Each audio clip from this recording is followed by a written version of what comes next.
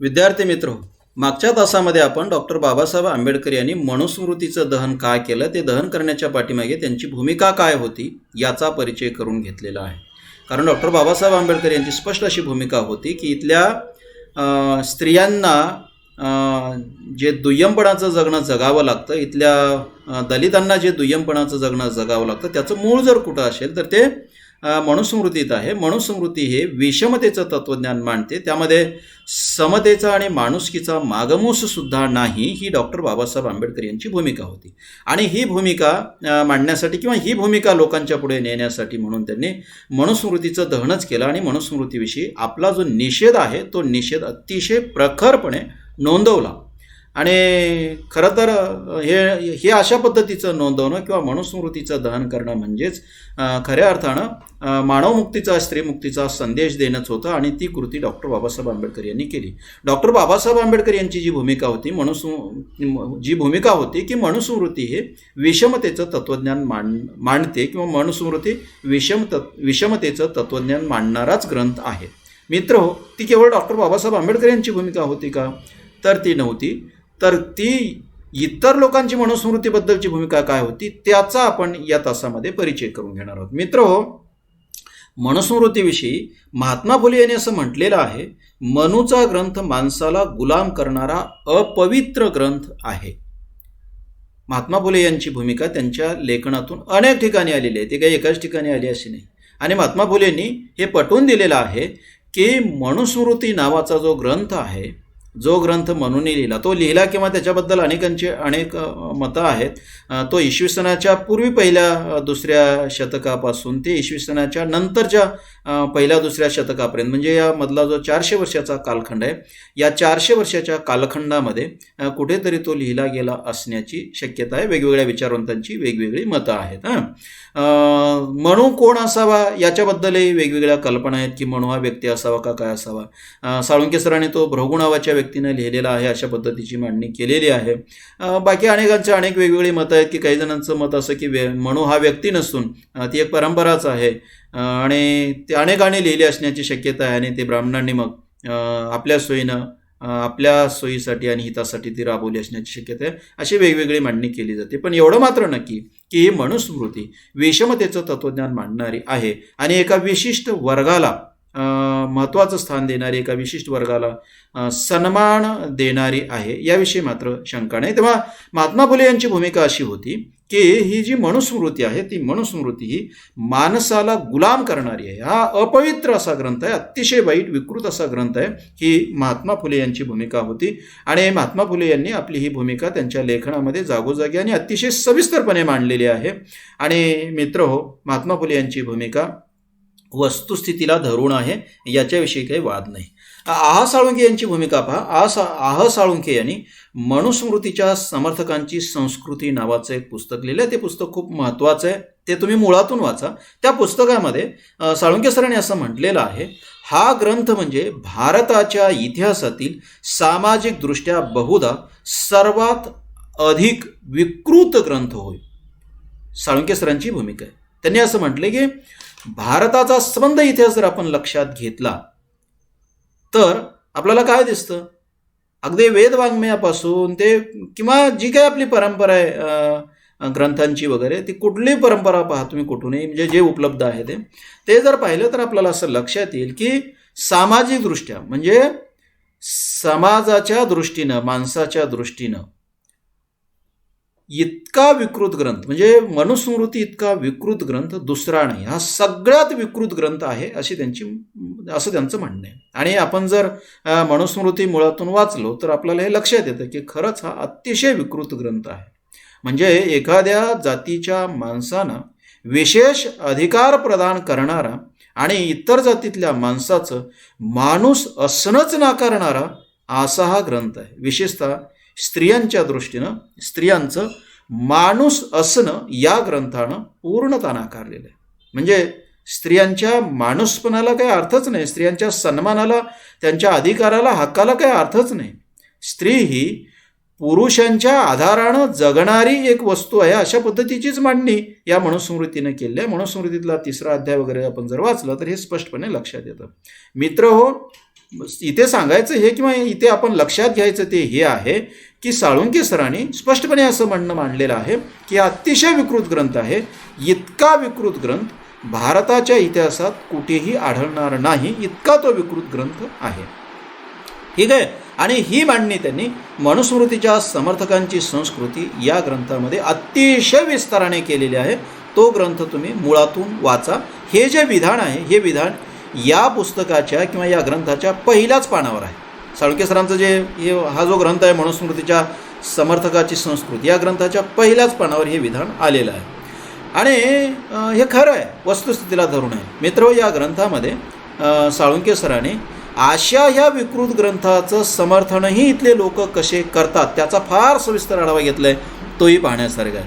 विशेष म्हणजे मित्र हो, मनुस्मृतीतल्या तत्त्वज्ञानाची सगळ्यात जास्त झळ जर कोणाला पोचली असेल, त्यामुळे सगळ्यात जास्त अन्याय जर कोणाला सहन करावा लागला असेल, मनुस्मृतीच्या तत्त्वज्ञानामुळे कोण्या समूहाचं माणूसपण त्याला भोगता आलं नसेल तर ते म्हणजे स्त्रियांना आणि इथल्या दलित वर्गांवर त्या ग्रंथाच्या आधारानं जास्तीत जास्त अन्याय झाला. त्यांचं माणूसपण त्याला माणूस म्हणून त्यांना जगता आलं नाही आणि स्त्रियांनासुद्धा माणूस म्हणून जगता आलं नाही. पण दुर्दैवाची गोष्ट अशी आहे मित्र की या मनुस्मृतीचं समर्थन दलितांनी नाही केलं, पण या देशातल्या अनेक स्त्रियांनी केलेलं आहे. आणि आजही या मनुस्मृतीचं समर्थन करणाऱ्या अनेक स्त्रिया आहेत. खरं तर मनुस्मृतीतलं तत्त्वज्ञान हे केवळ दलित स्त्रियांचंच माणूसपण नाकारते असं नाही. स्त्री मग ती उच्चवर्णीय असो म्हणजे सवर्ण असो की दलित असो, कोणी असो, स्त्रीचं स्त्री असणं हेच दुय्यम ठरवलेलं आहे. हा ग्रंथ मुळात स्त्री कोण्या जातीची आहे याच्यापेक्षा ती स्त्री आहे ना एवढं लक्षात घेते. आणि ती स्त्री आहे तर मग ती दुय्यमच आहे. ती पुरुषांच्याच अधिकाराखाली जगली पाहिजे आणि पुरुष सांगेल तसंच तिनं वागलं पाहिजे असंच हा ग्रंथ सांगतो. पण इतकं वाईट तत्त्वज्ञान मांडणारा आणि तुम्हाला शिव्या घालणारा, तुमचं माणूस असणं नाकारणारा हा जो ग्रंथ आहे, या ग्रंथाचं समर्थन पुरुषांनी करणं ठीक आहे. कारण ठीक आहे म्हणजे योग्य आहे असं मला म्हणायचं नाही, पण पुरुषांनी त्यांच्या मूळ स्वभावाला धरून ते समर्थन करू शकतात. कारण कोणाला आपला आत्मसन्मान जर एखादा ग्रंथ जपत असेल तर त्याच्याविषयी आत्मीयता असणं चांगलं नाही, पण माणूस असण्याच्या स्वभावाला धरू नये असं आपल्याला म्हणता येऊ शकतं. तेव्हा पुरुषाने मनुस्मृतीचं समर्थन करणं एखाद्या वेळेस आपण समजून घेऊ, कारण त्याच्या माणूस म्हणूनच्या लक्षणाला ते धरू नये आणि त्याचं ते लक्षणच मुळात स्वार्थाशी किंवा आपल्या आत्मसन्मानाशी संबंधित आहे. पण मित्र हो, मनुस्मृतीचं समर्थन स्त्रिया करतात, हे किती दुर्दैवाचं आहे पहा. म्हणजे जिथे तुम्हाला शिव्या दिलेलं आहे, तुमचं दुय्यमपण जो धर्मग्रंथ सांगतो त्याचं जर समर्थन तुम्ही करत असाल तर त्याच्या इतकं वाईट काय असू शकतं. पण तुम्ही त्याचं समर्थन करता किंवा स्त्रिया इथल्या त्याचं समर्थन करतात, ही वस्तुस्थिती आहे. हे मी केवळ माझ्या मनचं सांगतो किंवा मनचं म्हणण्यापेक्षा खोटं सांगतो असं समजू नका. मला माहीत असणारे काही स्त्री आहेत, सुशिक्षित स्त्रिया आहेत, शिकलेल्या स्त्री आहेत की त्यांनीसुद्धा असं बोलून दाखवलं आहे की मनुस्मृतीत सगळंच काही वाईट आहे का, त्यात काही चांगले असेल, मनुस्मृती आपण स्वीकारली असं म्हणणाऱ्या स्त्रिया मला माहीत आहेत. माझ्या समोरचे किंवा माझ्याशी झालेले असे संवाद आहेत. पण मित्र हो, ते ठीकच आहे, पण लेखी स्वरूपामध्ये आपली भूमिका मांडणाऱ्या आणि मनुस्मृतीच्या बाजून असणाऱ्या अनेक स्त्रिया इथं आहेत. आणि तशा अनेक स्त्रियांचं म्हणणं काय आहे आणि ते कसं खोटं आहे, ते कसं वाईट आहे, विशेषतः आत्मसन्मानाची जाणीव नसणाऱ्या त्या स्त्रिया मनुस्मृतीचं कसं समर्थन करतात याचा सविस्तर आढावा डॉक्टर आहा साळुंखे यांनी घेतलेला आहे. मनुस्मृतीच्या समर्थकाची संस्कृती या पुस्तकामध्ये अनेक स्त्रियांचं जे म्हणणं आहे ते म्हणणं आहा साळुंखे यांनी मांडलेलं आहे. आणि ते म्हणणं वाईट कसं आहे, ते म्हणणं चुकीचं कसं आहे त्याचाही सविस्तर आढावा साळुंखे सरांनी घेतला आहे. साळुंखे सरांचं हे पुस्तक अभ्यासकांनी आणि विद्यार्थ्यांनी सुद्धा वाचलं पाहिजे, एवढं महत्त्वाचं आहे. ते वाचावं अशी माझी अपेक्षा. ठीक आहे मित्र हो, नरहर कुरुंदकर यांनी मनुस्मृतीचा अभ्यास केलेला आहे आणि मनुस्मृती नावाचं त्यांचं एक पुस्तकच आहे. आणि त्या पुस्तकामध्ये त्यांनी जे भाषणं केले आहे त्या भाषणाचा तो संग्रह आहे. त्या पुस्तकामध्ये नरहर कुरुंदकर यांनी असं म्हटलेलं आहे, पहिल्यांदा त्यांनी डॉक्टर बाबासाहेब आंबेडकरांनी जे मनुस्मृतीचं दहन केलं त्या घटनेचा उल्लेख केला आहे. तो उल्लेखही खूप व्यवस्थितपणे केला आहे आणि अर्थपूर्ण आहे, म्हणून तो उल्लेख कसा आहे ते पाहू आणि नंतर त्यांनी मनुस्मृतीबद्दल काय म्हटलेलं आहे आणि डॉक्टर बाबासाहेब आंबेडकराबद्दल काय म्हटलं आहे ते लक्षात घेऊ. पहा, त्यांनी असं म्हटलेलं आहे, 25 डिसेंबर 1927 रोजी कुलाबा जिल्ह्यातील महाड या गावी प्रथमतः मनुस्मृतीचे विधीपूर्वक दहन झाले. आधुनिक भारताच्या इतिहासातील ही एक अतिशय महत्त्वाची घटना आहे असे मी मानतो. हे म्हणणं आहे नरहर कुरुंदकर यांचं. इथे एवढ्यासाठी मी तुम्हाला सांगतोय की नरहर कुरुंदकर यांचं नाव एक विचारवंत म्हणून आपल्यासमोर आहे. त्यांच्याकडे आपण एक विचारवंत म्हणून पाहत असतो. एक महत्त्वाचं नाव आहे आणि त्यांनी स्पष्टपणे असं म्हटलेलं आहे की डॉक्टर बाबासाहेब आंबेडकर यांनी 25 डिसेंबर 1927ला जे मनुस्मृतीचं दहन केलं, ही घटना वाईट बिलकुल नाही, चांगली आहे आणि आधुनिक भारताच्या इतिहासातली ती एक अतिशय महत्त्वाची घटना आहे. हे नरहर कुरुंदकर यांचं म्हणणं आणि ते आहेच आहे, कारण ही घटना केवळ घटना नाही. म्हणजे डॉक्टर बाबासाहेब आंबेडकरांनी डिसेंबर महिन्याच्या 25 तारखेला मनुस्मृती जाळली. आपल्याकडे डिसेंबर महिन्यामध्ये हिवाळ्याची सुरुवात असते. मित्रहो, डॉक्टर बाबासाहेब आंबेडकरांनी मनुस्मृतीची जाळली ती काही हिवाळ्यामध्ये थंडी वाजत होती म्हणून शेकण्यासाठी जाळलेली नाही. आपण लक्षात घेतलं पाहिजे, नीट लक्षात घेतलं पाहिजे.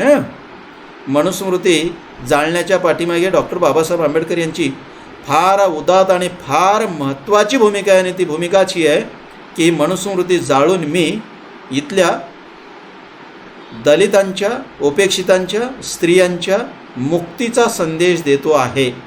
इथल्या ज्या धर्माचं तत्त्वज्ञान आहे, जे विषमता सांगणारं आहे आणि ज्या धर्माच्या तत्त्वज्ञानानं आणि ते तत्त्वज्ञान ज्या ग्रंथामध्ये समाविष्ट आहे त्या ग्रंथानं इथल्या माणसाच्या माणूस असण्याला नाकारलेलं आहे, स्त्रियांच्या माणूस असण्याला नाकारलं आहे.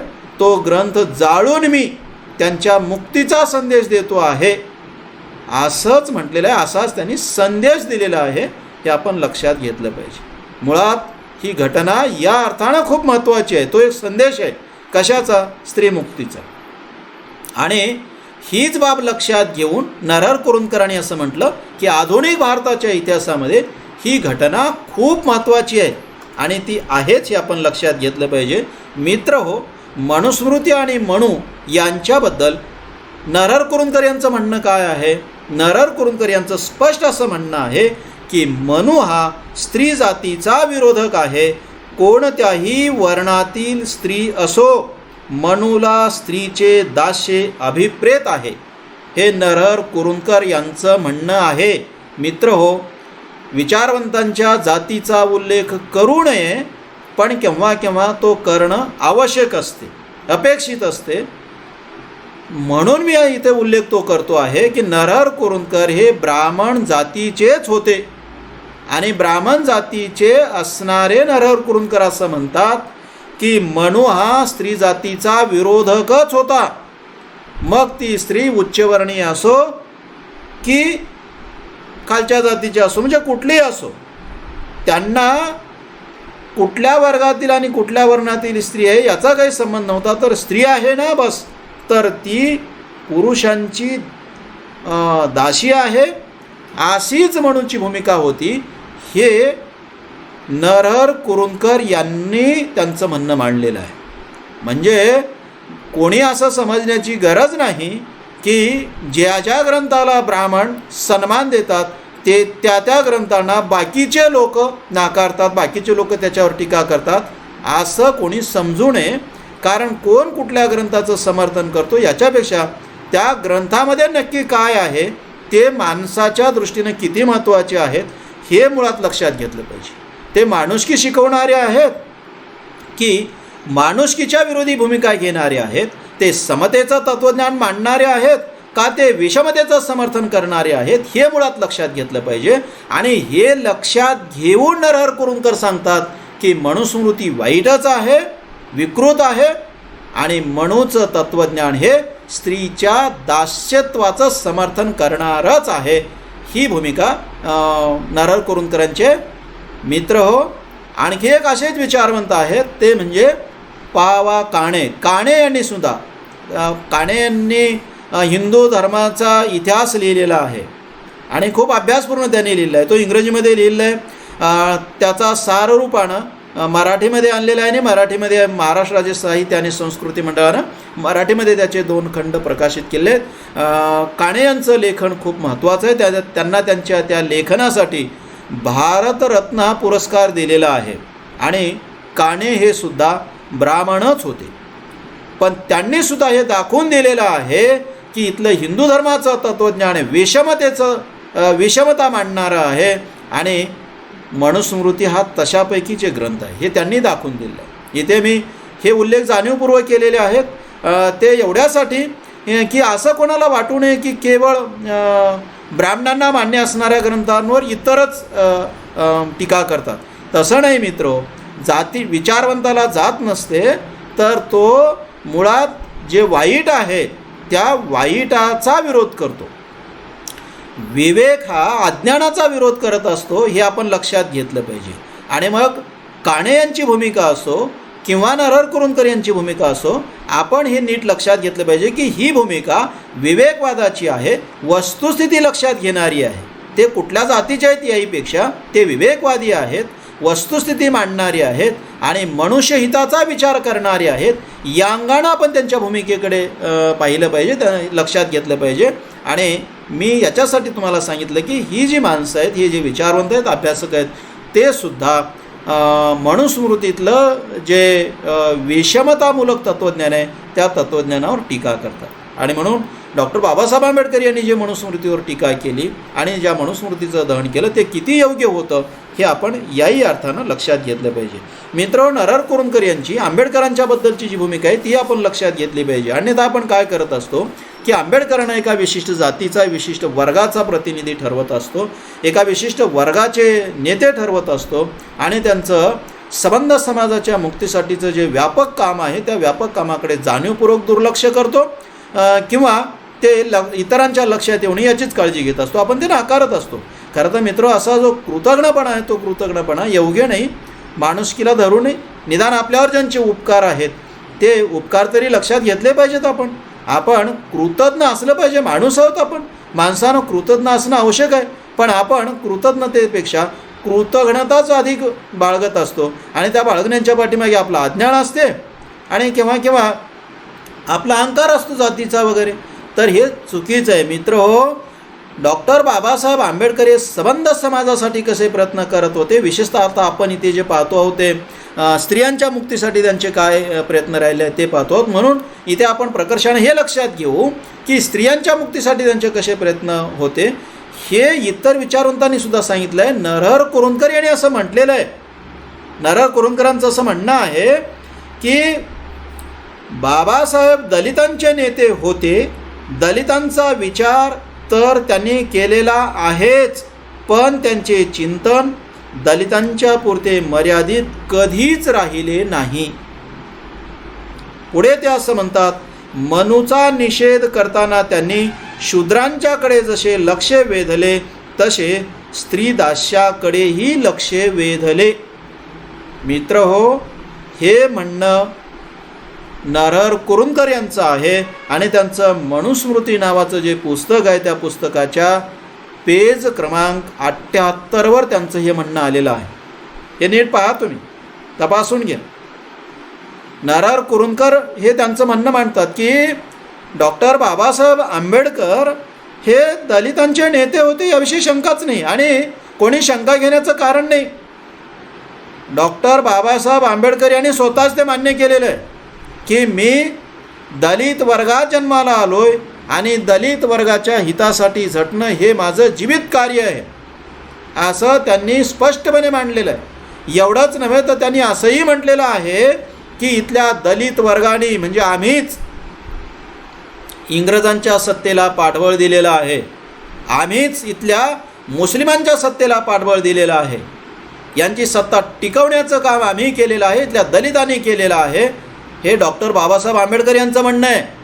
आणि कदाचित तुम्हाला असं वाटेल की आमचं हे असं वर्तन देशद्रोहाचं आहे. डॉक्टर बाबासाहेब आंबेडकर असं म्हणतात, आमच्या पूर्वजांचं आणि आमचं हे वर्तन देशद्रोहाचं असू शकतं, आम्ही ते मान्य करतो, आमचं हे वर्तन देशद्रोहाचं आहे, याची आम्हाला लाजसुद्धा वाटत नाही. त्याचं कारण असं की आम्ही देशद्रोह केला कारण तुम्ही मनुष्यद्रोह केला, मानवद्रोह केला, आणि तुम्ही आम्हाला माणूसच मानला नाहीत, आमचा द्रोह तो तुम्ही केला आणि म्हणून आम्हाला नाईलाजानं हा देशद्रोह करावा लागला. तुम्ही मानवद्रोह जर सोडला असता, केला नसता, तर आम्हाला हा देशद्रोह करण्याची वेळ आली नसती.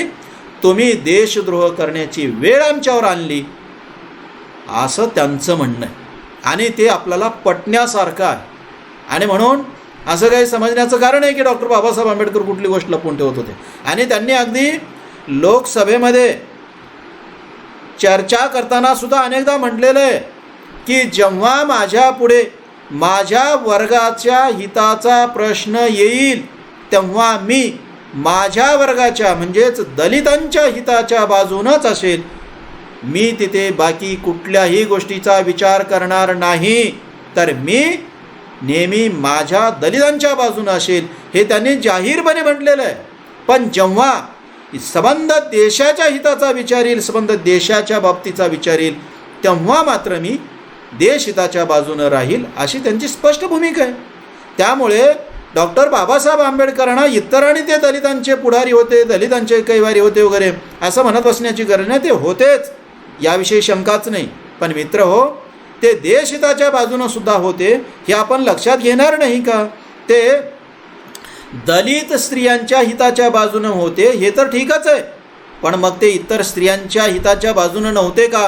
मित्र हो, ते इतर स्त्रियांच्या हिताच्या बाजूने सुद्धा होते. आणि इतर स्त्रियांच्या हिताचा विचार करूनच त्यांनी मनुस्मृतीचं दहन केलं आहे, हे आपण लक्षात घेतलं पाहिजे.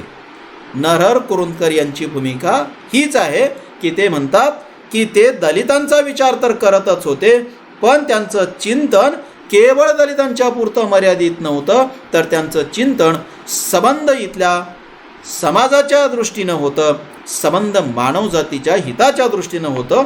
ही त्यांची हे त्यांचं नरहर कुरुंदकर यांचं म्हणणं आहे आणि ते वस्तुस्थितीला धरून आहे. त्यांनी पुढे असं म्हटलं की मनूचा निषेध करताना डॉक्टर बाबासाहेब आंबेडकर यांनी शूद्रांच्याकडे तर लक्ष वेधलंच, कारण मनूने इथल्या शूद्र समाजावर अन्याय केलेला आहे, शूद्र समाजाचं माणूस असणं नाकारलेलं आहे, शूद्र समाजाला दुय्यम मानलेलं आहे, याकडे लक्ष वेधलेलंच आहे.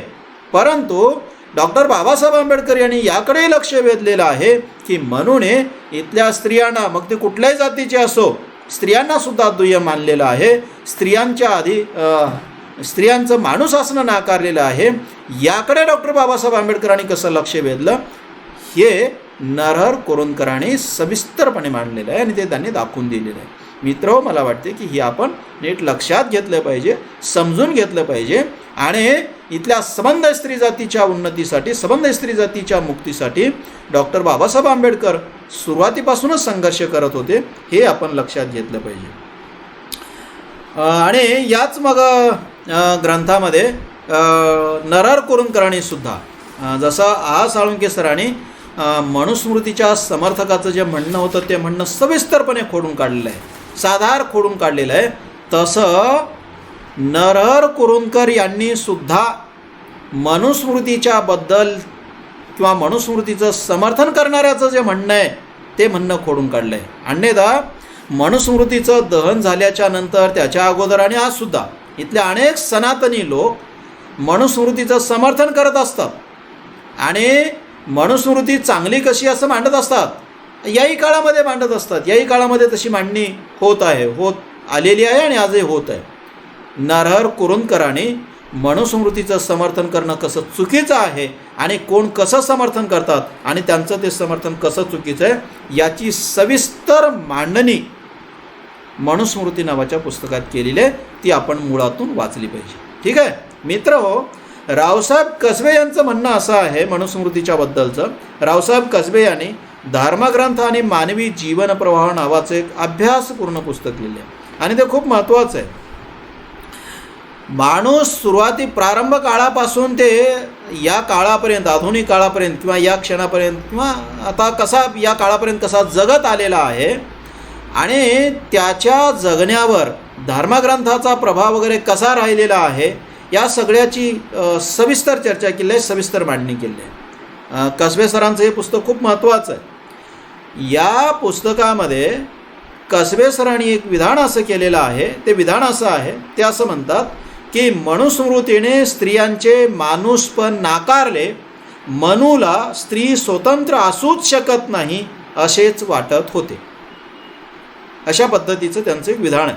बाकी अनेक ठिकाणी त्यांनी अशी सविस्तर मांडणी केली आहे, पण हे विधान केलं आहे की मनुस्मृतीने स्त्रियांचं माणूसपण नाकारलं आणि खरंच ते नाकारलेलं आहे. मनुस्मृतीतला जरा असे आपण लक्षात घेतला तर आपल्या असं लक्षात येतं की मनुस्मृतीनं स्त्रियांवर अन्याय केला, स्त्रियांचं माणूस असणं नाकारलं, स्त्रियांचं दास्य असणंच अधिक ठळकपणे त्यांनी मांडलं किंवा तेच जाहीर केलं आणि त्या दास्य असण्याचंच मनुस्मृतीनं समर्थन केलं आणि ते समर्थन करत असताना मग धर्माचा वगैरे त्यांनी आधार घेतला. हे रावसाहेब कसबे यांनी दाखवून दिलेलं आहे. कसबे सरांनी म्हटलेलं आहे की मनूला स्त्री स्वतंत्र असूच शकत नाही असेच वाटत होते. म्हणजे मनूची भूमिकाची होती की स्त्री स्वतंत्र असूच शकत नाही, तिचं स्वतंत्र जगणं अपेक्षितच नाही किंवा ते अस्तित्वात असणंच शक्य नाही किंवा तसं जीवन असणं शक्यच नाही आहे. मग स्त्रीचं जगणं कसं असेल तर ते ठीक आहे ना, लहानपणी ती वडिलाच्या आधारानं वगैरे जगेल, तरुणपणी ती नवऱ्याच्या आधारानं जगेल आणि म्हातारपणी ती मुलाच्या आधारानं जगेल. अशीच मांडणी मनूला अपेक्षित आहे किंवा मनूचं असंच म्हणणं आहे. हे रावसाहेब कसबे यांनी सविस्तर मांडलेलं आहे. त्यांचं हे म्हणणं धर्मग्रंथ आणि मानवी जीवन प्रवाह नावाच्या पुस्तकामध्ये आलेलं आहे. मित्रहो, हे सगळं विवेचन एवढ्यासाठी की डॉक्टर बाबासाहेब आंबेडकर यांनी ज्या मनुस्मृतीचं दहन केलं ते दहन किती योग्य होतं हे लक्षात यावं तुमच्या ह्यासाठी एक. आणि दुसरं म्हणजे मनुस्मृतीचं दहन ही साधी गोष्ट नव्हती, तर मनुस्मृतीचं दहन म्हणजेच इथल्या स्त्रीमुक्तीचा संदेश होता, हे तुमच्या नीट लक्षात यावं याच्यासाठी. कारण मनुस्मृती हा विकृत ग्रंथ आहे. तो इथल्या शूद्रवर्णाचं किंवा दलितांचं माणूस असणं नाकारतो, विशेषतः तो स्त्रीचं माणूस असणं नाकारतो आणि स्त्रियांचं जे माणूस असणं नाकारलं गेलं त्या नाकारल्या गेलेल्याचा निषेध म्हणून डॉक्टर बाबासाहेब आंबेडकर यांनी मनुस्मृतीचं दहन केलं. हे आपण तुमच्या नीट लक्षात यावं म्हणून हे बाकीच्यांचं जे म्हणणं आहे ते मी तुमच्यापुढे मांडलेलं आहे. मित्र हो, केव्हा केव्हा असं म्हटलं जातं, अनेक माणसं असं म्हणतात, केव्हा म्हणण्यापेक्षा अनेक माणसांचं असं म्हणणं असतं की मनुस्मृती किती लोकांना माहीत होती आणि मनुस्मृती किती लोकांनी वाचलेली आहे, किती लोकांना वाचता येत होती. आता हे आपण लक्षात घेतलं पाहिजे किंवा हे स्पष्टच आहे. मूळ मनुस्मृती ही संस्कृतमध्ये आहे आणि इथे संस्कृत ब्राह्मणांशिवाय कोणाला येत नव्हती. म्हणून बाकी लोकांनी ज्यांना संस्कृत येत होतं असे काही लोक जर सोडले अपवादात्मक तर बाकी लोकांनी ती वाचली असण्याची शक्यता खूपच कमी आहे. हे खरंच आहे. आता अलीकडच्या काळामध्ये मनुस्मृतीचं इंग्रजीमध्ये वगैरे भाषांतर झालं आहे, अनुवाद झालेला आहे, मराठीमध्ये अनुवाद झालेला आहे. आता ती कोणालाही वाचता येईल. पण जेव्हा अशा पद्धतीचा तिचा अनुवाद नव्हता तेव्हा ब्राह्मणांशिवाय इतरांनी वाचलं असणं खरंच अशक्य, वाचलं नसेलही ते कदाचित. मग ह्याचा आधार घेऊन अनेक लोक किंवा विशेषतः सनातनी लोक असं म्हणत असतात की जी मनुस्मृती तुम्ही वाचलीच नव्हती, तुम्हाला जे माहीतच नव्हतं, ती उगीच्या उगी जाळण्याचं कारण काय होतं. दुसरं म्हणजे मनुस्मृती आता अलीकडच्या काळामध्ये कायदे वगैरे झाल्याच्या नंतर आता मनुस्मृती जाळली काय नाही जाळली काय, तिचं असण्याला महत्त्वच काय होतं. तिचा मानवी जीवनावर नियंत्रण जर धर्मव्यवस्थेचं नाहीच आहे, दुसरीच व्यवस्था मानवी जीवनावर नियंत्रण ठेवत असेल तर मनुस्मृतीच्या असण्या नसण्यानं काय बिघडणार आहे. मग असं असताना मनुस्मृतीचं दहन कशाला करायचं आणि दहन करण्याचं कारण काय आणि दहन करून डॉक्टर बाबासाहेब आंबेडकर यांनी नक्की काय साधलं, काय कारण होतं. अशा पद्धतीचं म्हणणं मांडलं जातं। आणि केव्हा केव्हा हे काही लोकांना खरं वाटतं की खरंच आहे, आपल्याला माहीतच नव्हतं, आपण वाचलोच नव्हतो, आपल्याला काही म्हणजे आपल्याकडे कुठं ग्रंथ होता, आणि मग ते तसं जाळून वगैरे काय साधलं।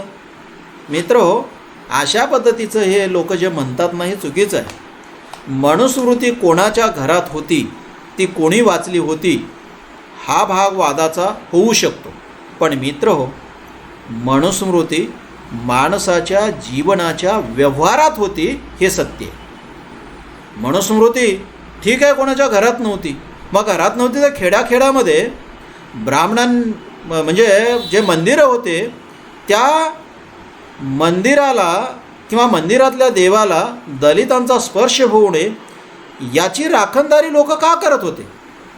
मनुस्मृती तर त्या खेड्यामध्ये नव्हती, मग नव्हती तर हे का होत होतं? खेड्याखेड्यामधून ब्राह्मण भूदेव म्हणून का मिरवत होते? मग मनुस्मृती तिथे नव्हती ना। ज्या खेड्यामध्ये मनुस्मृती कोणीच वाचली नव्हती, कोणालाच माहीत नव्हती, त्या खेड्यामध्ये ब्राह्मण माणूस आपण भूदेव आहोत असं का मिरवत होता? तो तिथे दक्षिणा का घेत होता? हा ब्राह्मण माणूस तिथे दुसऱ्या समाजातल्या लोकांना दक्षिणा का देत नव्हता? मग म्हणजे आपण हे लक्षात घेतलं पाहिजे की मनुस्मृती हा ग्रंथ लोकांच्या घरात होता का नाही हा भाग वेगळा, पण मनुस्मृतीतलं तत्त्वज्ञान लोकांच्या घराघरामध्ये नांदत होतं। हे आपण कसं नाकारणार आहोत? आपण नाकारू शकतो का? हे नाकारू शकत नाही ना। आपल्याकडे जे न्यायनिवाडे केले जात होते ते न्यायनिवाडे कशाच्या आधाराने केले जात होते? तर ते न्यायनिवाडे मनुस्मृतीचा आधार घेऊन केले जात होते ना। मग हे मनुस्मृतीचा आधार घेऊन जेव्हा न्यायनिवाडे केले जात होते तेव्हा पक्षकाराने किंवा ज्याच्यावर अन्याय झाला त्या माणसाने मनुस्मृती वाचली का नाही, त्याच्या घरात मनुस्मृती आहे का नाही, हे कोणी विचारत होतं का? हे विचारत नव्हतं ना। न विचारताच न्यायनिवाडे केले जात होते। हे खरं नाही का? हे खरं आहे ना। म्हणजे मनुस्मृती लोकांनी वाचली नाही म्हणजे व्यवहारात नव्हती असं म्हणू शकतो का आपण? नाही ना म्हणू शकत। पहा, आपल्याकडे दलित वर्गातल्या लोकांना ग्रंथ वाचण्याचा अधिकार नव्हता। हा ग्रंथ वाचण्याचा अधिकार का नव्हता? मनुस्मृतीमध्ये सांगितले म्हणून नव्हता। का त्या दलितांनी मनुस्मृती वाचून समजून घेतलं होतं म्हणून नव्हतं असं आहे का? नाही ना। मित्र हो, जे ग्रंथ लोक वाचत नव्हते, जे ग्रंथ लोकांच्या घरात नव्हते, ज्या ग्रंथामध्ये नक्की काय लिहिलं हे माहीतही नव्हतं, अशा ग्रंथाच्या आधाराने ब्राह्मण समाजाचं नियंत्रण करत होते। ही गोष्ट आपण कशी काय नाकारू शकतो? आपण नाकारू शकत नाही ना। मित्र हो, महात्मा फुले यांच्या शाळेमध्ये शिकलेल्या मुक्ता साळवे यांनी एक निबंध लिहिला आणि त्या निबंधामध्ये त्यांनी हेच म्हटलेलं होतं की ज्या ग्रंथाचं वाचन करण्याचा आम्हाला अधिकार नाही, जे ग्रंथ आमच्या घरात नाही, जे ग्रंथ आम्हाला वाचता येत नाही, ज्या ग्रंथाला आम्ही स्पर्शही करू शकत नाही, त्या ग्रंथात काय लिहिलेलं आहे आम्हाला माहीत नसताना त्या ग्रंथात लिहिलेल्याप्रमाणे आम्ही तसं वागावं असं लोकांनी सांगू नये किंवा तसं वागण्याचं आमचं काही कर्तव्यच नाही किंवा आमची काही ते तसं वागण्याचं जबाबदारीच नाही असं तिनेही म्हटलेलं होतं। पण विरोधाभास काय होता? विरोधाभास हा होता की जे तुम्हाला वाचण्याचा अधिकार नव्हता, जे तुमच्या घरात नव्हते, जे तुम्हाला त्याच्यात जे तुम्हाला माहीत नव्हते किंवा त्याच्यात काय लिहिलं हे माहीत नव्हतं, असं असतानाही तसं तुम्हाला वागावं लागत होतं। हे इथलं वास्तव आहे आणि म्हणून मनुस्मृती जाळणं आवश्यक होतं। मित्र हो, मनुस्मृती ज्या खेड्यातल्या लोकांना माहीत नव्हती ना, त्या लोकांच्या घरामध्ये मनुस्मृती नांदत होती। हे तुम्ही लक्षात घेणार आहात की नाही? हे लक्षात घ्या ना। अगदी माझ्या अनुभवाचा भाग आहे, माझ्या जीवनाचा भाग आहे की अगदी अलीकडच्या काळामध्ये खेड्यातून 2 पंक्ती बसत असत, दलित वर्गांची वेगळी पंगत बसत असत आणि सवर्णांची वेगळी पंगत बसत असत। मित्र हो, सवर्ण लोक दलित वर्गांना वरून पाणी वाढत असत, स्पर्श होणे याची काळजी घेतली असत। एखाद्या भांड्याला जर दलित वर्गाचा स्पर्श झाला तर ते भांड जाळ लावून जाळामध्ये भाजून घेत असत आणि त्याला स्वच्छ करत असत। असं का व्हावं मग? म्हणजे या लोकांनी काही मनुस्मृती वाचली होती म्हणून असं होत होतं का? नाही ना। मित्र हो, जेव्हा चवदार तळ्याचा सत्याग्रह झाला आणि चवदार तळ्यातल्या पाण्याला डॉक्टर बाबासाहेब आंबेडकर आणि इतर दलित वर्गाने स्पर्श केला, तेव्हा इथल्या सवर्णांनी काय करावं? इथल्या सवर्णांना त्या तळ्यातलं पाणी तर काही उपसून टाकता आलं नाही. त्यांना जर पाणी उपसून टाकता आलं असतं तर सबंध तळ्यातलं पाणी त्यांनी उपसून टाकून तळच धुवून काढलं असतं, पण ते शक्य नव्हतं. म्हणून इथल्या सवर्णांनी काय करावं? इथल्या सवर्णाने तळ्यामध्ये गोमूत्र टाकून तळ्यातलं पाणी शुद्ध करून घेतलं. ही घटना सत्य नाही का? आता ही अशी जर घटना घडत असेल तर मनुस्मृती कोण वाचते आणि कोणाच्या घरात आहे हे प्रश्न उपस्थित करण्याला काही अर्थ आहे का? ज्याच्या घरात ही मनुस्मृती नव्हती त्यांनाही तुम्ही मनुस्मृतीतल्या तत्त्वज्ञानाप्रमाणेच वागायला भाग पाडत होतात ना. हे आपण समजून घेणार नाही का? हे आपण समजून घेतलं पाहिजे. मित्र हो, प्रई सोनकांबळे नावाचा एक प्राध्यापक असणारा दलित माणूस जेव्हा उंटावर बसून त्याच्या गावी जातो तेव्हा तो उंटवाला त्याला विचारतो की साहेब तुम्ही कोण्या जातीचे आहात? आणि मग तो हे सांगतात की मी जातीने महार आहे. तर त्या उंटवाल्याची कल्पना अशी की मला तर हा स्पर्श झाला, मी तर विटाळलोच, पण माझा उंटसुद्धा विटाळलेला आहे. ज्या सवर्णाची ही भूमिका होती, त्या उंटवाल्याची जी भूमिका होती, तो दलित नव्हता ना जातीनं, तो ब्राह्मण नव्हता पण दलित नव्हता. त्याला हे जे वाटलेलं आहे हे वाटणं त्यानं मनुस्मृती वाचली म्हणून वाटलेलं नाही. मनुस्मृती पहिल्यांदा लिहिली गेली आणि मनुस्मृतीतलं तत्त्वज्ञान कथांच्या आधारानं तुम्ही लोकांपर्यंत पोहोचवलं हे खरं आहे, म्हणून त्याला ते तसं वाटलेलं आहे.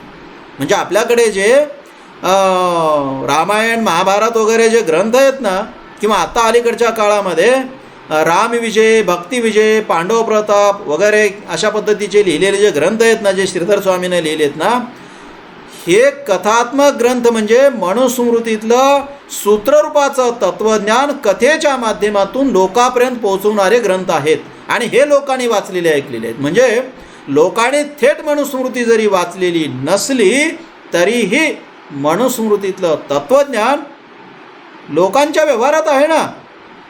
लोक जगतात ना ते तत्त्वज्ञान, लोकांच्या व्यवहारात ते तत्त्वज्ञान दिसते ना. हे तुम्ही कसं काय लक्षात घेता? हे कसं काय तुम्ही नाकारता? हे लक्षात घेतलं पाहिजे ना. म्हणजे हे लक्षात न घेता मनुस्मृती काय लोक वाचतात का? ते काय लोकांना माहीत आहे का? ते काय लोकांच्या घरात आहे का? मग कशाला ती मनुस्मृती जाळायची वगैरे असं म्हणण्याला बिलकुल अर्थ नाही. मित्र हो, मनुस्मृती लोकांच्या घरात होती की नाही हा भाग वेगळा, पण मनुस्मृतीचं तत्त्वज्ञान लोकांच्या व्यवहारात त्याच्या चुलीपर्यंत नांदत होतं हे वास्तव आहे, ही वस्तुस्थिती आहे. हे आपण जरा उघड्या डोळ्यांनी पहा, आपण जरा गतकाळ समजून घ्या, गावगाडा व्यवस्था जरा समजून घ्या, किंबहुना आपल्याच पूर्वजांचं, आपल्याच वाडवडिलांचं जगणं जरा नीट समजून घ्या. ते कसे जगत होते, ते कसे व्यवहार करत होते आणि त्यांच्या व्यवहारात ही मनुस्मृती कशी नांदत होती हे लक्षात घ्या. मग आपण हे जे असे फालतू प्रश्न आहेत ना, की मनुस्मृती कोणाला माहीत होती वगैरे, किंवा ती जाळायची काय गरज होती, हे आपण चुकीचं विचारतो किंवा आपण चुकीचे प्रश्न उपस्थित करतो हे तुमच्या लक्षात येईल. मित्र हो, मनुस्मृती लोकांच्या व्यवहारात नांदत होती हेच वास्तव आहे. आणि म्हणून डॉक्टर बाबासाहेब आंबेडकरांनी मनुस्मृती जाळली, हे मोठं काम केलं आणि त्याच्या आधाराने त्यांनी संदेश दिला की हा जाळण्याच्या लायकीचा ग्रंथ आहे हे त्यांनी लोकांना सांगितलं. तो खऱ्या अर्थानं स्त्रीमुक्तीचा संदेश होता हे आपण लक्षात घेतलं पाहिजे. मित्र हो, रावसाहेब कसबे यांनी एका ठिकाणी असं म्हटलेलं आहे, हे पहा तुम्हाला पटते का? रावसाहेब कसबेंचं हे म्हणणं आहे, मला ते पटते, तुम्हाला पटलंच पाहिजे असं माझं म्हणणं नाही, पण ते का पटवू नये याही अंगानं तुम्ही विचार करावा हा मात्र माझा आग्रह राहील. तुम्हाला पटलं नाही तर ठीक आहे, पण तुम्हाला पटणार का नाही, हे वास्तव नाही का, या अंगानं तुम्ही विचार करावा, विवेक जागा ठेवून विचार करावा. तुम्ही केवळ भक्तीच्या पातळीवर एकदा विचार करायला लागलात की मग तुम्हाला तुम्ही जे मान्य करता त्याच्या पलीकडचं काहीच पटत नाही. पण तुम्ही जर विवेक जागा ठेवून विचार करायला लागलात, सभोवतालचं भान ठेवून जर तुम्ही विचार करायला लागलात आणि विवेकाच्या पातळीवर जर सभोवताल आपला गतकाळ नीट समजून घ्यायला लागला तर मग तुम्हाला हे पटू शकतं. त्यांनी असं म्हटलेलं आहे, आपल्या देशातील बहुतेक ब्राह्मणांची विद्वता या जातीबद्ध व्यवस्थेचे समर्थन करण्यात आणि क्षत्रियांची सारी शक्ती या व्यवस्थेला वास्तवात आणण्यात खर्च झाली. रावसाहेब कसबे यांचे विधान आहे आणि ते विधान धर्मग्रंथ आणि मानवी जीवन प्रवाह या महत्त्वाच्या ग्रंथात आलेलं आहे. विधान काय आहे? विधान असं आहे की आपल्या देशातील ब्राह्मणाची जी विद्वत आहे, त्यांचं जे शहाणपण आहे, ते शहाणपण कशात खर्च झालेलं आहे? त्यांनी काय केलेलं आहे? त्यांचं अख्खं शहाणपण जातीबद्ध व्यवस्थेचं समर्थन करण्यात खर्ची घातलेलं आहे त्यांनी.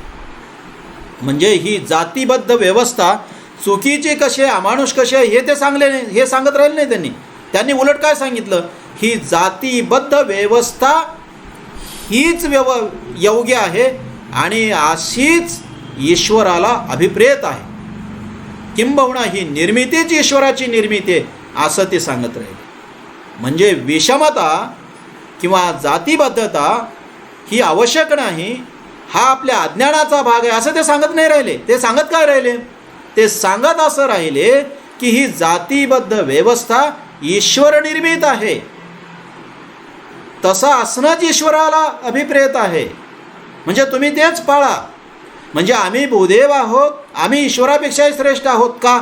ईश्वरच तसं सांगतो म्हणून आहोत. आणि इथला दलित वर्ग वगैरे मूर्ख आहे, नालायक आहे, तो माणूस म्हणून जगण्याच्या लायकीचा नाही का? ईश्वर तसं सांगतो ना. त्यानं काय केलं पाहिजे? तो कितीही शहाणा, कितीही हुशार असो, त्यानं त्याची हुशारी कुठे खर्च केली पाहिजे? केवळ आणि केवळ वरच्या वर्गाची सेवा करण्यातच खर्च केली पाहिजे. कारण का? कारण ईश्वरांचं तसं म्हणणं आहे, धर्माचं तसं म्हणणं आहे आणि धर्मग्रंथ ईश्वरच लिहितो. म्हणजे त्यांनी तेच केलं पाहिजे. हे कोण सांगत होते? हे ब्राह्मण सांगत होते. म्हणजे जातीबद्ध व्यवस्थेची रचना त्यांनीच केली आणि त्याचं समर्थनही त्यांनी केलं आणि सगळी विद्वता, सगळं शहाणपण त्याच्यासाठी खर्च केलं. आणि ते सांगण्यासाठी म्हणून मग वेगवेगळी थोतांड निर्माण केली. मग आपण भूदेव कसे आहोत, मग आपण जातीनं जन्मानच कसे श्रेष्ठ आहोत, ईश्वरानंच आपल्याला कसं निर्माण केलेलं आहे, मग ईश्वरच धर्मग्रंथाची निर्मिती कसं करतो, मग ब्रह्मदेवाच्या तोंडातून हे वेद कसे निर्माण झालेले आहेत, ब्राह्मणाने जर एखाद्याला शाप दिला तर त्याला कसा तो भोगावा लागतो, ब्राह्मणांच्या उशापाची फळं कशी मिळतात, वगैरे वगैरे ते सांगत राहिले. या सगळ्याचं समर्थन करत राहिले. मित्र हो, रावसाहेब कसबे यांचं म्हणणं जरा नीट तपासून पाहणं हे खरं नाही का? ब्राह्मणी असं सांगत राहिले नाहीत. म्हणजे जातीबद्ध व्यवस्थेचं समर्थन ते करत राहिले आणि बाकीचे जे सवर्ण होते, विशेषतः क्षत्रिय वर्ग जो होता, त्या क्षत्रिय वर्गाने काय केलं?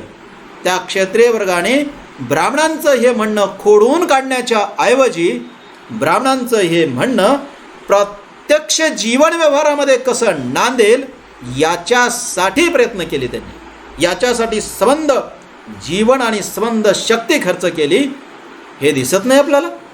हे वस्तुस्थिती नाही मित्र हो, हे सगळं वास्तव आहे, वस्तुस्थिती आपल्या इतिहासानं नोंदवलेलं हे सत्य आहे. आणि म्हणून आपण हे नीट लक्षात घेतलं पाहिजे की या सगळ्याला नाकारण्यासाठी, या सगळ्याला विरोध करण्यासाठी डॉक्टर बाबासाहेब आंबेडकर यांनी मनुस्मृतीचं दहन केलं. आता पुन्हा एकदा मी तुम्हाला माझं मागचंच म्हणणं सांगेल की मित्र हो, डॉक्टर बाबासाहेब आंबेडकर यांनी मनुस्मृती जाळली आणि एक संदेश दिला की ज्या मनुस्मृतीनं स्त्रियांना बंधनात अडकवलेलं होतं त्या स्त्रियांना मी बंधमुक्त करू पाहतो आहे आणि बंधमुक्त करण्यासाठीचा माझा हा कार्यक्रम आहे. मी ज्या मनुस्मृतीचं दहन करतो ते उगीच नाही, ते त्याच्यासाठी मी करतो आहे. हा संदेश डॉक्टर बाबासाहेब आंबेडकर यांनी दिला. म्हणून डॉक्टर बाबासाहेब आंबेडकर यांच्या या कृतीकडे आपण या दृष्टीनं पाहिलं पाहिजे की ही कृती उगीचच नव्हती, जाणीवपूर्वकची होती आणि ती स्त्री मुक्तीसाठीची होती. डॉक्टर बाबासाहेब आंबेडकर यांनी देशातल्या संबंध स्त्रीवर्गाच्या मुक्तीसाठी काय काम केलं आहे हे जर आपण विचारत असो किंवा त्या दृष्टीनं जर किंवा त्या अंगानं जर विचार करत असो तर आपल्याला मग मनुस्मृतीचं दहन करण्याच्या पाठीमागे डॉक्टर बाबासाहेब आंबेडकर यांची कशी व्यापक अशी भूमिका होती, उदात्त अशी भूमिका होती ते लक्षात येईल.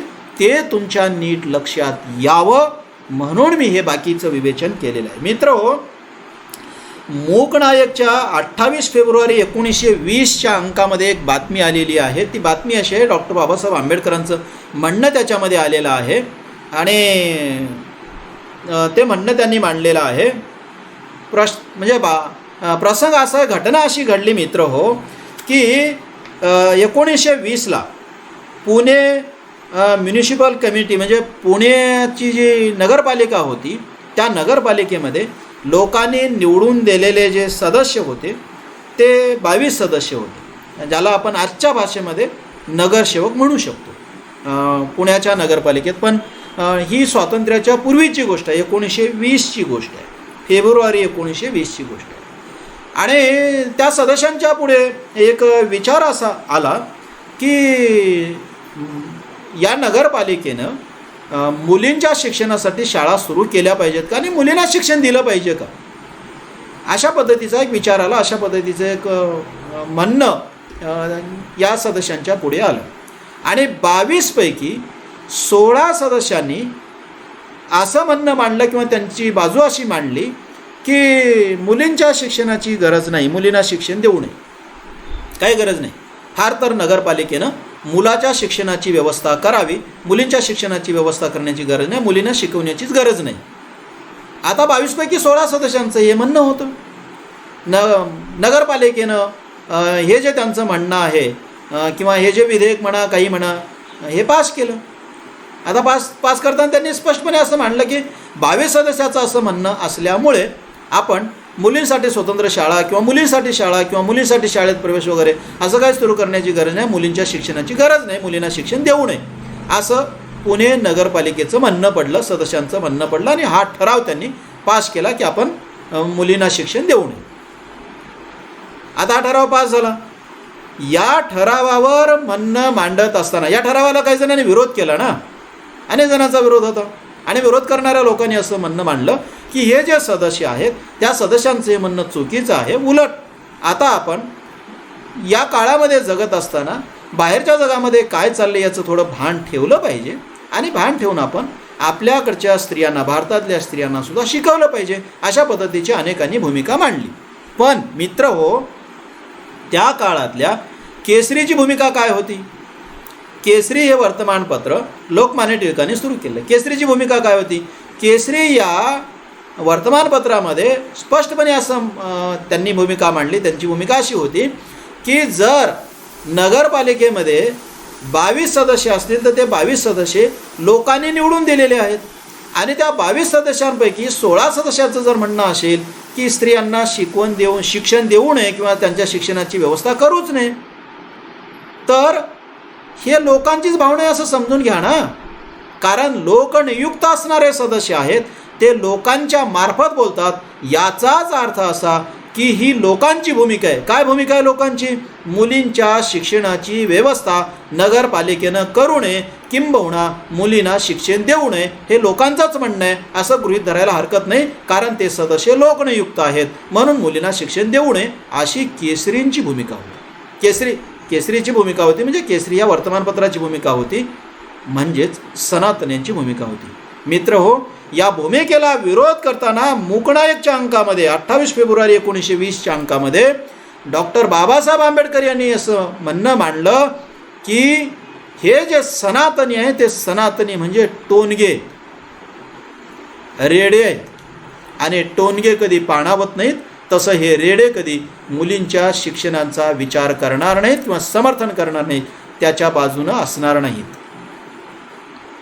मित्र हो, आपण हे लक्षात घेतलं पाहिजे की ही घटना जी आहे किंवा ही जी बाब आहे, ही बाब 1920ची आहे. त्याच्यापूर्वी 72 वर्षापूर्वी 70-72 वर्षापूर्वी महात्मा फुले त्याच पुण्यामध्ये मुलींना शिकता यावं याच्यासाठी जीवनाचा आटापिटा करत होते, त्याच्यासाठी झटत होते. आणि 1848मध्ये त्यांनी मुलींच्या शिक्षणासाठी शाळा सुरू केली होती. पुढच्या काळामध्ये 1851-52च्या दरम्यान त्यांनी आणखी दोन शाळा सुरू केल्या. पुण्यामध्ये 1852च्या दरम्यान महात्मा फुले आणि सावित्रीबाई फुले हे जोडपं 3 शाळा चालवत होते. मित्र हो, त्या शाळेमध्ये सावित्रीबाई फुले ही मुख्याध्यापिकेची भूमिका पार पाडत होती, शिक्षिकेची भूमिका पार पाडत होती. आणि त्यानंतर 70 वर्षे होऊन गेल्यावर पुण्यातले सनातनी असे सांगत होते की मुलींच्या शिक्षणाची गरज नाही, काय मुलींना शिकवू नका. आपल्या दृष्टीनं महत्वाची आहे मित्र हो, सनातन्यांच्या या भूमिकेवर सडकून टीका करताना डॉक्टर बाबासाहेब आंबेडकर हे सांगत होते की हे टोनगे आहेत, हे रेड आहेत, हे कधी पाणावणार नाहीत, यांना कधी पाना फुटणार नाही आणि स्त्रियांच्या शिक्षणाच्या, मुलीच्या शिक्षणाच्या बाजूने कधीच राहणार नाहीत. पण ह्या टोनग्याचा विचार तुम्ही करू नका, या रेड्यांचा विचार करू नका. हे मूर्ख आहेत, नालायक आहेत, ते यांचा विचार करू नका, यांचं म्हणणं मान्य करू नका. उलट मुलींना शिक्षण दिलं पाहिजे, मुलींना शिकवलंच पाहिजे, ही बाबासाहेब आंबेडकर यांची भूमिका होती. मित्र हो, डॉक्टर बाबासाहेब आंबेडकर यांनी स्पष्टपणे भूमिका त्या काळामध्ये ही मांडली की इथल्या सनातन्यांचं जे तत्वज्ञान आहे, मग त्यांच्या धर्मग्रंथात आलेलं असेल, अगदी मनुस्मृतीत वगैरे, हे तत्वज्ञान वाहून नेण्याचं काम, या तत्वज्ञानाचा प्रचार आणि प्रसार करण्याचं काम, हे तत्वज्ञान टिकवण्याचं काम कोण करतात? बाबासाहेब आंबेडकर यांची भूमिका होती, स्त्रियाच करतात. हे तत्वज्ञान जगतात कोण? स्त्रिया जगतात. व्रताचार, दान धर्म, कर्मकांड वगैरे कोण करतात? स्त्रिया करतात. म्हणजेच हिंदू धर्माच्या तत्वज्ञानाच्या वाहक म्हणून काम करणाऱ्या कोण आहेत? तर स्त्रिया आहेत. पुरुषांपेक्षाही या तत्वज्ञानाच्या वाहक स्त्रिया जास्त आहेत, स्त्रियाच त्या सांभाळतात. हे तत्वज्ञान जिवंत का राहतं? हे एका पिढीपासून दुसऱ्या पिढीपर्यंत जाते कसं काय? हे स्त्रियांच्या माध्यमातून जाते, स्त्रिया सांभाळतात. आणि म्हणून पहिल्यांदा स्त्रिया जर शिक्षित झाल्या तर हे तत्वज्ञान वाहण्याचं जे काम त्या करतात ना, ते करणार नाहीत ना. म्हणून या टोनग्यांना स्त्रियांना शिकवायचं नाही, ही भूमिका आंबेडकरांनी मांडली. म्हणून पण आंबेडकरांची भूमिका अशी होती की यांना शिकवायचं नाही, आपण शिकवलं पाहिजे. मित्र हो, आपण हे लक्षात घेतलं पाहिजे की फुलेंची भूमिका सुद्धा हीच होती. फुले त्या काळामध्ये स्त्रियांना शिकवलं पाहिजे याचा आग्रह धरत होते. का? त्यांना माहीत होतं की हिंदू धर्माचं तत्वज्ञान वाहून नेण्याचं काम कोण करत आहे? स्त्रिया करत आहेत. म्हणून स्त्रियांना शिकवलं पाहिजे. स्त्रिया जर शिकल्या तर हिंदू धर्माचं हे तत्वज्ञान वाहण्याचं जे काम आहे, एका पिढीपासून दुसऱ्या पिढीपर्यंत पोहोचवण्याचं जे काम आहे, ते काम खंडित होईल. अन्यथा ते काम तसंच सुरू आहे. म्हणजे एका पिढीतली स्त्री दुसऱ्या पिढीतल्या स्त्रियांना किंवा आपल्या लेकरांना वगैरे काय सांगत राहते लहानपणापासूनच की आपल्या धर्मानं असं सांगितलं, आपण तसं वागलं पाहिजे. फुलेंची जी भूमिका होती तीच भूमिका आंबेडकरांची होती. कारण आंबेडकरांना चांगलं माहीत होतं की स्त्रिया वाहक आहे. म्हणून त्याने सांगितलं की हे टोनगे स्त्रियांना कधीच शिकवणार नाहीत, कारण स्त्रिया शिकल्या तर या टोनग्याचं तत्वज्ञान पुढे कसं जाईल. म्हणून ते स्त्री शिक्षणाच्या विरोधी आहेत. पण स्त्रियांना शिकवलं पाहिजे, कारण स्त्रियांना शिकवणं हे सबंध स्त्री जातीच्या, विशेषतः भारतातल्या स्त्रियांच्या हिताचं आहे. एवढंच नाही, भारतीय समाजाच्या हिताचं आहे. भारतीय समाजामध्ये 50% वर्ग किंवा 50% स्त्री आहेत आणि त्या 50% स्त्रियांना अज्ञानात ठेवून आपला समाज कधीच पुढे जाणार नाही. ते तर असं म्हणत की अशा पद्धतीचं अज्ञान ठेवणं म्हणजे घाण ठेवणे आणि त्या घाणीवर आपण बंगले उभा करणे. तेव्हा केवळ आर्थिक उन्नती म्हणजे देशाचा विकास नव्हे, तर या ठिकाणचा समाजसुद्धा उन्नत झाला पाहिजे. तो विवेकी झाला पाहिजे, विचार करायला शिकला पाहिजे, अज्ञानातून तो मुक्त झाला पाहिजे. जोपर्यंत तो अज्ञानातून मुक्त होणार नाही, तोपर्यंत इथल्या लोकांच्या अत्याचारातूनही मुक्त होणार नाही. म्हणून तो अज्ञानातून मुक्त झाला पाहिजे. अज्ञानातून मुक्त झाला की तो अत्याचारातून मुक्त होईल, आणि अत्याचारातून मुक्त झाला की तो आत्मसन्मानाने जगेल. आणि हा समाज, विशेषतः स्त्रियांना जर आत्मसन्मानाने जगायचं असेल तर त्यांना अज्ञानातून मुक्त व्हावंच लागेल. ही डॉक्टर बाबासाहेब आंबेडकर यांची भूमिका होती. आणि म्हणून त्यांनी 1920 मध्ये मूकनायक या साप्ताहिकामध्ये स्वतंत्रपणे लेखन करून ही भूमिका मांडली की या टोनग्यांचं म्हणणं मान्य न करता पुण्याच्या नगरपालिकेनं स्वतंत्रपणे स्त्रियांच्या शिक्षणाची व्यवस्था केलीच पाहिजे, त्यासाठी धडपडलं पाहिजे. त्यांचं आणखी एक म्हणणं होतं की स्त्रियांना शिक्षण देत असताना ते शिक्षण मुलांच्या बरोबरीने दिलं पाहिजे, मुलांच्या शाळेत दिलं पाहिजे, स्वतंत्र शाळा नसाव्यात, ही त्यांची भूमिका होती. अन्यथा त्या काळामध्ये अनेकांचं म्हणणं असं होतं की स्त्रियांना मुलांच्या बरोबरीनं शिक्षण देऊ नये, हे अनेकांचं म्हणणं होतं. मित्र हो, या म्हणण्यामध्ये ज्यांच्या जन्मदिनी आपण शिक्षक दिन म्हणून पाळतो ना, त्या आपल्या राधाकृष्णन यांचं सुद्धा राधाकृष्णन सर्वपल्ली यांचं सुद्धा म्हणणं होतं. त्यांचं म्हणणं हेच होतं की स्त्रियांना स्वतंत्र शाळेत शिक्षण दिलं जावं, त्यांना मुलांच्या बरोबर शिक्षण दिलं जाऊ नये, अनेकांचं म्हणणं होतं. पण मित्र हो, डॉक्टर बाबासाहेब आंबेडकर यांचं म्हणणं मात्र स्पष्टपणे असं होतं की मुलींना मुलांच्या बरोबरीनं शिक्षण दिलं पाहिजे. ज्यांचं म्हणणं असं होतं की मुली आणि मुलं एकत्र शिकल्याच्या नंतर किंवा एकत्र शाळेत ठेवल्याच्या नंतर मुलींच्या मनामध्ये मुलांविषयी आकर्षण निर्माण होईल आणि त्या नीतिमूल्यांपासून दूर जातील किंवा नीतिमूल्यांचा ऱ्हास वगैरे होईल, अशा पद्धतीचं ज्यांचं म्हणणं होतं ना डॉक्टर बाबासाहेब आंबेडकर यांचं, त्याला उत्तर असं होतं की जर त्यांना कोणाला असं वाटत असेल तर मग त्याला एकच पर्याय आहे, तिकडे हिमालयामध्ये एकटे माणसं फिरले पाहिजेत, एकट्यानं जगलं पाहिजे, समाजामध्ये त्याला जगण्याचा अधिकारच नाही. तुम्हाला समाजामध्ये जर एकत्र जगायचं असेल तर तुम्हाला असं समूह शिक्षण देण्याला अडचण काय, समूह शिक्षणच दिलं पाहिजे. आणि एखाद्या मुलाची किंवा मुलीची इतकी जर कच्ची भूमिका असेल, त्याचं स्वतःवर नियंत्रणच नसेल, तर मग अर्थ काय, म्हणजे स्वतःवर नियंत्रण असणं महत्त्वाचं आहे. जिथं तुम्हाला संधीच नाही, तुम्ही हिमालयामध्ये एकटेच आहात आणि मग म्हणायला लागलात की माझं स्वतःवर नियंत्रण आहे, मी ब्रह्मचर्याचं पालन वगैरे करतो. आंबेडकर म्हणत याला काही अर्थ नाही.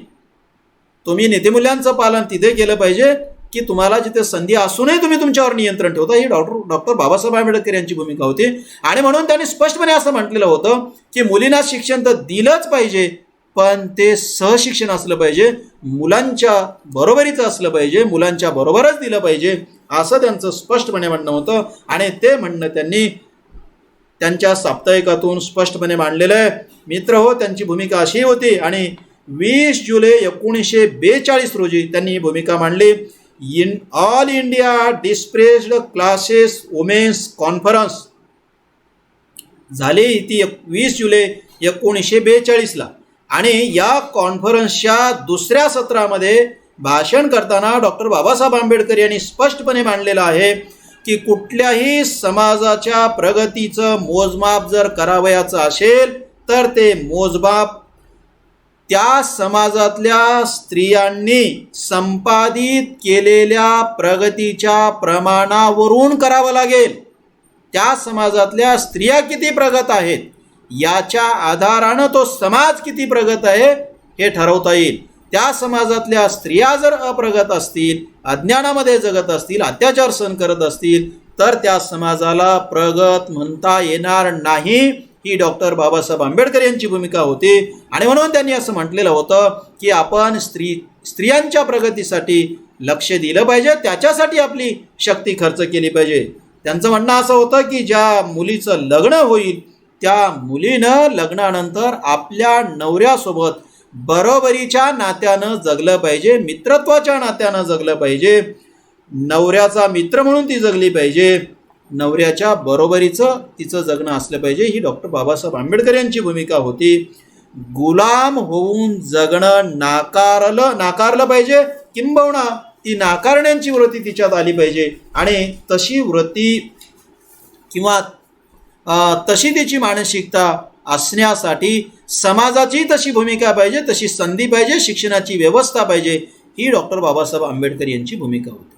मित्र हो, आपण हे लक्षात घेतलं पाहिजे की डॉक्टर बाबासाहेब आंबेडकर स्त्रीमुक्तीसाठी कुठला विचार मांडत होते. ते स्त्रीमुक्तीसाठी स्त्रियांना शिक्षण असायलाच हवं ही भूमिका मांडत होते. म्हणजे त्याच्या अगोदर 70 वर्षांच्या पूर्वी इथे जी महात्मा फुले यांची भूमिका होती 1848 मध्ये ते ज्याच्यासाठी आटापिटा करत होते तेच भूमिका डॉक्टर बाबासाहेब आंबेडकर 20व्या शतकात मांडत होते. म्हणजे 19व्या शतकातलं फुले यांचं स्वप्न प्रत्यक्ष वास्तवात आणण्यासाठी डॉक्टर बाबासाहेब आंबेडकर प्रयत्न करत होते, भूमिका मांडत होते, सहशिक्षणाची भूमिका मांडत होते. मुलांना आणि मुलींना एकत्र शिक्षण दिलं पाहिजे अशा पद्धतीचं म्हणणं मांडत होते.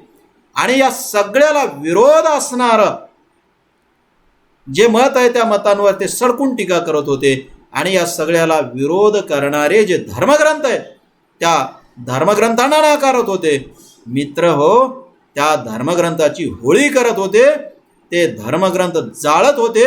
डॉक्टर बाबासाहेब आंबेडकर यांची ही कृती आपण नीट लक्षात घेणार आहोत की नाही?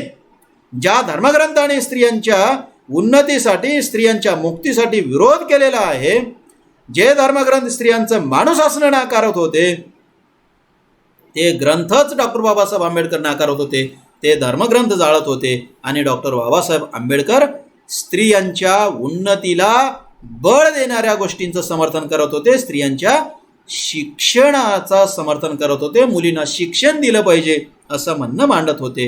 ही भूमिका आपण लक्षात घेतली पाहिजे. मित्रो, डॉक्टर बाबासाहेब आंबेडकर यांच्या मनुस्मृतीच्या दहना पाठीमागे असेल किंवा त्यांच्या आणखी कुठल्या मतांच्या पाठीमागे असेल, त्यांच्या आणखी कुठल्या म्हणण्यांच्या पाठीमागे असेल, तळमळ हीच होती की इथला स्त्री वर्ग अन्याय अत्याचारातून मुक्त झाला पाहिजे, याच्यासाठी ते प्रयत्न करत होते. हे आपण लक्षात घेतलं पाहिजे. मित्र हो, तशाच एका आणखी प्रयत्नाचा भाग म्हणजे हिंदू संहिता विधेयक, की जे डॉक्टर बाबासाहेब आंबेडकर यांनी मांडलं. त्या हिंदू संहिता विधेयक म्हणजेच हिंदू कोड बिल, याचा परिचय आपण दुसऱ्या तासात घेणार आहोत. या तासामध्ये आपण मनुस्मृतीच्या बद्दल इतर विचारवंतांचं म्हणणं काय आहे, मनुस्मृती कशी आहे आणि त्या मनुस्मृतीचं दहन करून डॉक्टर बाबासाहेब आंबेडकर यांना कुठला संदेश द्यायचा होता त्याचा आपण परिचय करून घेतला आहे. पुढच्या तासामध्ये आपण हिंदू कोड बिल नक्की काय त्याचा परिचय करून घेऊ. इथे आपण या तासापुरतं थांबू म्हणे. ठीक आहे.